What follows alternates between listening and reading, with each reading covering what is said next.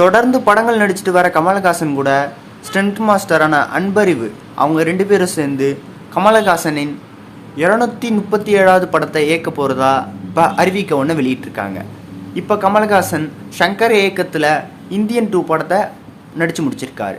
இந்த படம் முடித்த கையோட இப்போ நாக் அஸ்வின் இயக்கிட்டு வர கல்கி 2898 AD அந்த படத்தில் நடிச்சிட்டு வராரு. இது தவிர மணிரத்னம் இயக்கத்தில் தக் லைஃப் படமும் எச் வினோத் இயக்கத்தில் ஒரு படமும் நடிக்க இருக்காரு.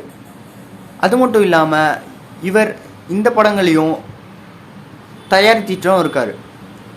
அது மட்டும் இல்லாமல் இந்த படங்களில் தயாரிப்பாளராகவும் இவரே இருக்கார். அது தவிர சிம்புவின் 48வது படமும் சிவகார்த்திகின் 21வது படமும் இவர் தான் தயாரிக்க இருக்கார். இப்போ அடுத்ததா ஸ்டண்ட் மாஸ்டர் அன்பு அறிவு இவங்க 2 பேர் கூட சேர்ந்து அவருடைய 237வது படமாக இயக்கி இருக்காங்க. இந்த படம் 2025 வெளியாகும் அப்படின்னு தெரிவிக்கப்பட்டிருக்கு.